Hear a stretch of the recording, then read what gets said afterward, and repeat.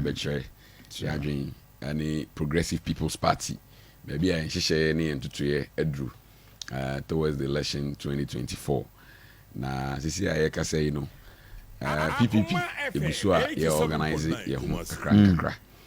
Ye no yini America hwi fi se sebe utu manpo America wanhwe ya na chiri nsem na ye bebre. Na mene wo ka say ye constituency organization. Ye de app bia by friend Eva. Ye de to Madam Eva local.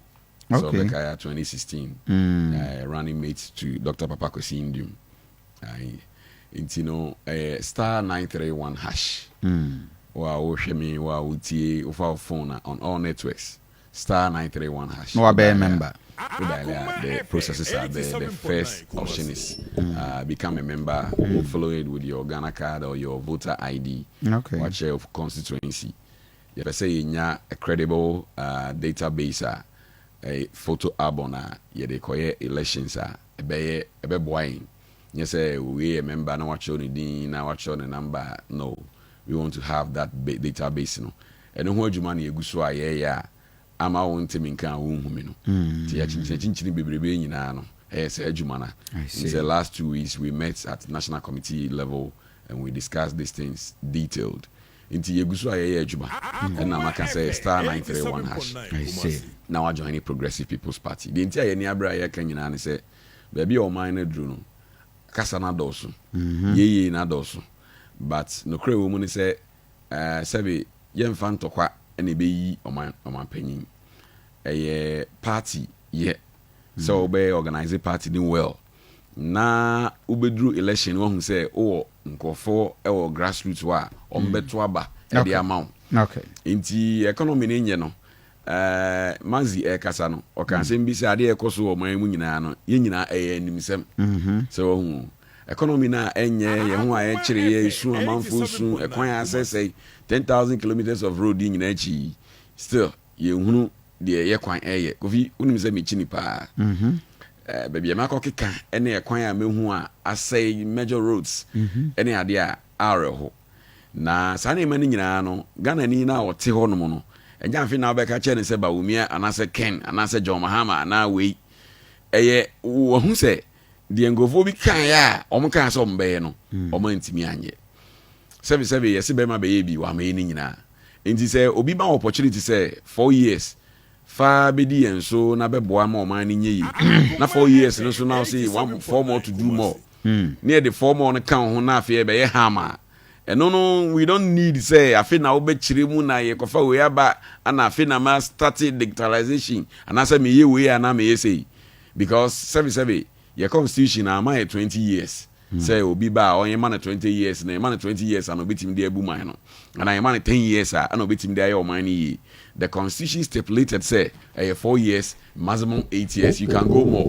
So what I say name mumu no say when your opportunity enya 8 years na say ade no de unim no nyansa no akwakopem na still enye ya enye chinchine atwan say e wo say ye de wo share konso enti de meka nyina ne say you let them allow them ye be demonstrations e call him by nyina mampanye wo say mampam wo be ka asem na anwum bia mete na say kura me hu ba bia fa o say wo mampam wo ka bibia wontie so what I say wo ka bibia wontie enti so we demonstrations we way I mean sensitizing the people so we say omani nkoye there's no need say we crowd sensitize obi we go fi wa oti we hu say obotom no enye hu say aduane bo akosoro o kan ne de akoshe we o kan ne de akoshe we omo de ahehye ne ma ma still ye hu say ade no nima na wunim ana ba bia wo ho de ne so ayede apem it is like obasa na there's no need with this internal wrangling na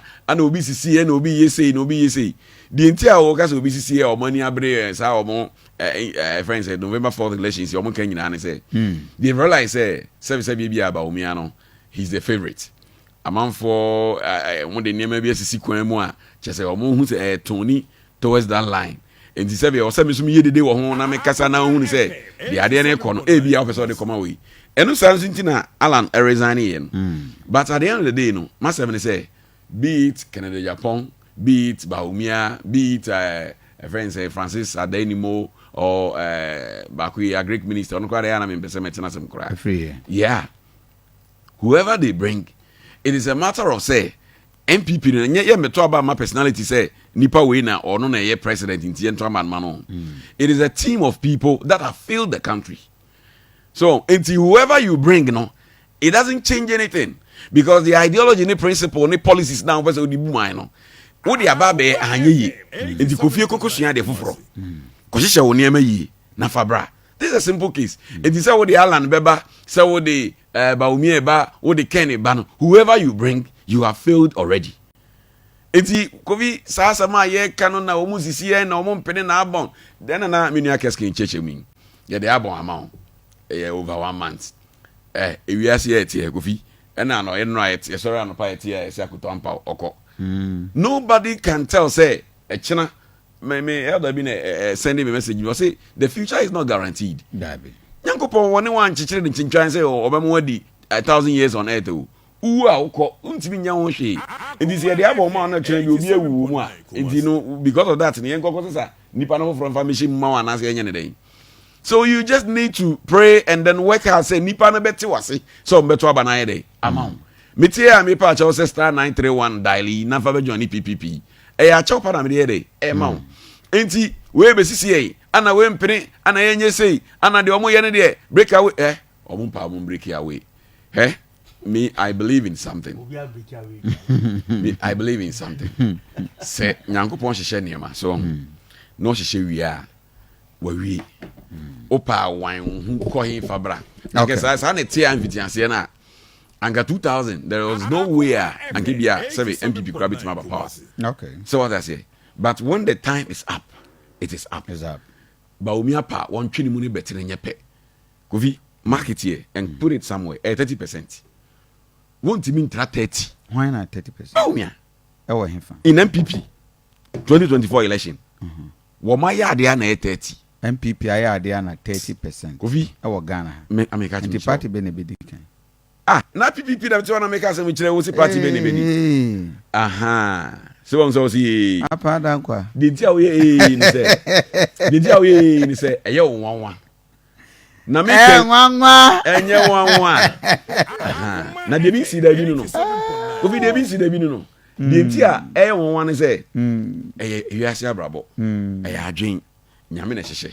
Okay. So what I say? Sans no more NPP no be omo say ba omo benya 30. Because they think say, oh baby edru ne de, papa we de, esremfo na to a, na kanfo no so omo de asomu a ebekɔ.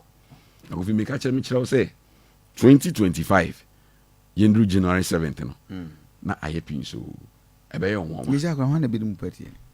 Oh, na they say simple. Why? Doctor Papa Kosindium. Oh, that's all. Doctor, I don't know my the wife a year. Yeah.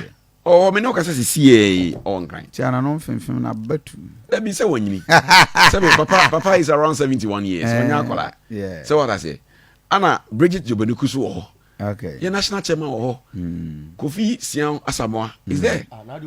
So what I say? There be say me imagine say me presidential ambition no. But the message me can say DBA me catch a man for say politics any Ghana the way I see any man no. And no my DBA catch no. We believe in personalities. That's what I say. And personalities can fail. You must believe in the system. Okay. What I say? See, you talk about my Progressive People's Party here. You talk about my Simon Quansah. You talk about my Dr. Papa Kosindium. You talk about my Bridget Jobenuku. You talk about a party that believes in decentralization. Okay. A party that believes in putting up the right governance structure. It's now sorry, I was a demonstration by Kufuado. Demonstration time no one near the man. And Mahama wasn't an engineer. Mahama knew lights, you know. But at the end of the day, the system failed. And who makes the system fail is the leader. But then, if you have put in the right structures, you can be president. Okay. And that is a constitution that has weakened this country. And that is what PPP preaches. Say, you review your constitution, you put in the right structures. You put in the right structures. Kofi si efa wo edo kotra wo say ade ni fa ha untimi nkasa wo de kofa